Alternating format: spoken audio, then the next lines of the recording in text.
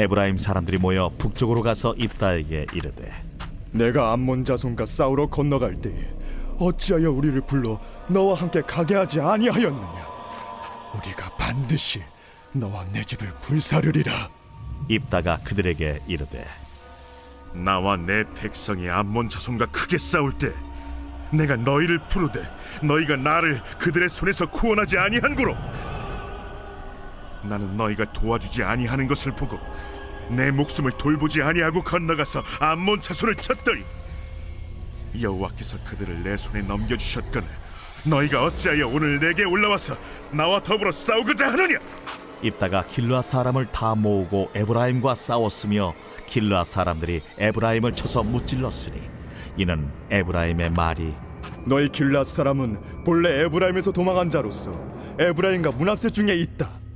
길르앗 사람이 에브라임 사람보다 앞서 요단강 나루턱을 장악하고 에브라임 사람의 도망하는 자가 말하기를 청하건대 나를 건너가게 하라 하면 길르앗 사람이 그에게 묻기를 내가 에브라임 사람이냐 하여 그가 만일 아니라 하면 그에게 이르기를 시볼렛이라 발음하라 하여 에브라임 사람이 그렇게 바로 말하지 못하고 시볼렛이라 발음하면 길르앗 사람이 곧 그를 잡아서 요단강 나루턱에서 죽였더라.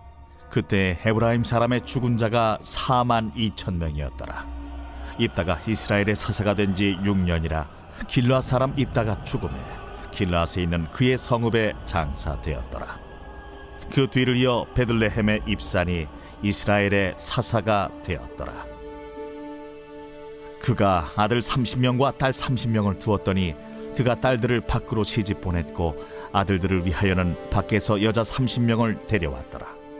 그가 이스라엘의 사사가 된 지 7년이라 입산이 죽음에 베들레헴에 장사되었더라.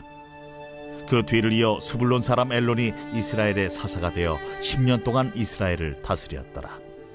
스불론 사람 엘론이 죽음에 스불론 땅 아얄론에 장사되었더라. 그 뒤를 이어 비라돈 사람 힐렐의 아들 압돈이 이스라엘의 사사가 되었더라. 그에게 아들 40명과 손자 30명이 있어 어린 나귀 70마리를 탔더라.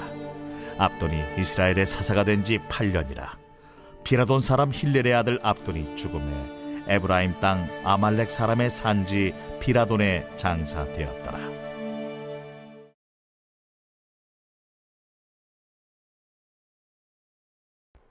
안녕하세요. 9월 1일 행복한 아침 묵상으로 인사를 드립니다. 요즘 한국 사회에서 이슈가 되고 있는 것 중에 하나가 갑질 문화입니다.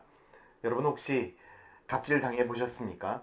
이 갑질을 당해 보셨다면 아마 너무나 화가 날 것이고 나는 두 번 다시 갑질을 행하지 않는 사람이 될 것이다 라고 아마 결단하게 될 것입니다. 갑질은 이 세상에서 없어져야 될 일 중에 하나입니다.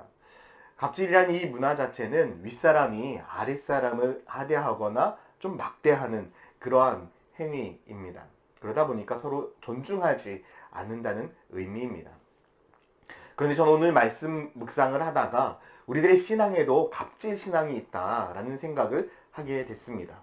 하나님께서 입다를 사용하셔서 암몬 자손을 멸하시죠.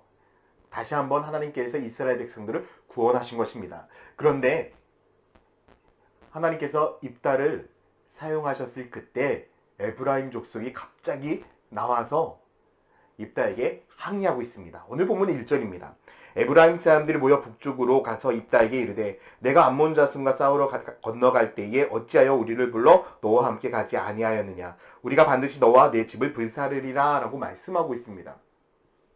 여러분 좀 반대가 되어야 되지 않겠습니까? 에브라임 자손들이 찾아가서 너무 감사하다. 우리들의 죄로 인하여 하나님이 노하셨는데 하나님께 너를 사용하셔서 우리를 암몬 자손들로부터 구원하셨구나. 너무나 감사하다. 라고 아마 은혜에 대해서 이야기를 해야 될 것입니다. 그런데 이들은 반대로 무엇이라고 이야기합니까? 왜 우리를 부르지 않았느냐? 왜 우리를 끼워주지 않았느냐? 여러분 이 모습 어디서 많이 보지 않았습니까? 정말 오래전에 기드온이 미디안 백성들로부터 이스라엘 백성들을 구원했을 그때에도 에브라임 자손들은요 기드온에게 나와서 왜 우리를 부르지 않았느냐라고 이야기를 하고 있습니다. 여러분 에브라임 족속이 왜 이렇게 생활을 할까요? 에브라임 족속에게는 자신들만의 특권 의식이 있었던 것 같습니다. 왜냐하면 이 에브라임은요, 요셉의 자손입니다. 그러다 보니까 애굽에서 이스라엘 백성들이 어려운 생활을 했을 때, 곡식이 없고 먹을 것이 없었을 때에 요셉으로부터 모든 족속들, 모든 형제들이 먹고 살 수 있었기 때문에 자신들 나름대로의 특권 의식이, 우월 의식이 있었던 것 같습니다. 엘리트 의식이었죠. 저는 이 엘리트 의식, 이 에브라임이 갖고 있는 생각이 바로 갑질이라고 생각합니다. 입다에게 와서 갑질한 거예요. 왜 우리에게 허락받지 않았냐? 왜 우리를 끼워주지 않았냐? 왜 하나님의 축복의 장소에 우리를 부르지 않았냐? 그때에 입다가 너무 화가 나서 어떻게 반응하고 있습니까? 3절에 보니 나는 너희가 도와주지 아니한 것을 보고 내 목숨을 돌보지 아니하고 건너가서 암몬 자손을 쳤더니 여호와께서 그들을 내 손에 넘겨주셨거늘 너희가 어찌하여 오늘 내게 올라와 나와 더불어 싸우고자 하느냐? 네가 나오지 않은 것이지 내가 데리고 가지 않은 것이 아니다 라고 당당하게 이야기를 하고 있습니다. 결국 이 둘은 싸움을 하게 되어지고 에브라임이 4만 명이나 넘는 많은 사람들을 죽게 됩니다. 그런데 여러분 그거 아시죠? 입다 또한도 갑질을 한 것입니다. 왜 그렇습니까? 하나님의 말씀에 순종하지 않았던 것이죠. 하나님께서 에브라임과 전쟁해라 그런 말씀은 하지 않으셨습니다. 오히려 자기의 생각과 자기의 분노로 그 일들을 행하게 된 것이죠. 저는 오늘 말씀을 쭉 묵상을 하면서 우리들의 삶 가운데 속에서도 갑질 신앙이 있다는 것을 발견하게 됐습니다. 갑질 신앙이란 무엇일까? 그것은 내 생각과 내 뜻대로 살아가는 것입니다. 하나님의 말씀대로 살아가는 것이 아닌 내 생각이 기준이 되어서 하나님의 말씀에 순종하지 않는 신앙이 바로 갑질 신앙인 거죠. 하나님께서는 우리들에게 은혜를 베푸셨습니다. 죄인인 우리를 구원하셨고 우리를 하나님의 자녀로 만들어 주셨습니다. 그렇기 때문에 우리는 하나님의 말씀에 순종해야 되는 것은 당연한 이치입니다. 그러나 우리가 보통 이런 말을 하죠. 화장실 들어갈 때의 마음과 나올 때의 마음이 다르다. 우리가 죄를 지어서 천국에 갈 수 없고 하나님의 은혜를 받을 수 없는 상황 가운데 하나님의 은혜를 받았더니 어떻게 살아가고 있는 것입니까? 오히려 하나님 앞에 갑질 신앙으로 살아가고 있습니다. 내 생각대로, 내 뜻대로, 왜 나에게 축복을 주시지 않는지, 왜 내 기도를 들어주시지 않는지, 왜 내 삶 가운데 평탄한 삶을 주시지 않는지, 왜 내 삶에 평안을 주시지 않는지 우리는 하나님 앞에 갑질하고 있습니다.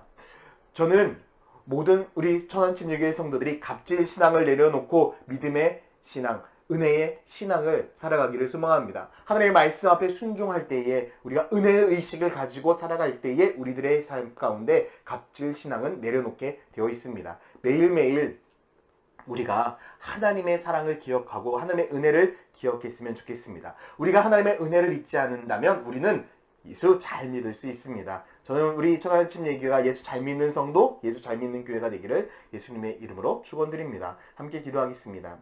사랑과 은혜가 많으신 아버지 하나님, 오늘 하루도 우리가 주님 앞에 갑질하지 않는 그런 믿음의 신앙, 믿음의 성도가 되기를 소망합니다. 우리가 하나님의 뜻에 따라, 하나님의 말씀에 따라 살아가는 거룩한 성도가 되게 하여 주시옵소서. 감사드리며 예수 그리스도의 이름으로 기도드렸습니다. 아멘.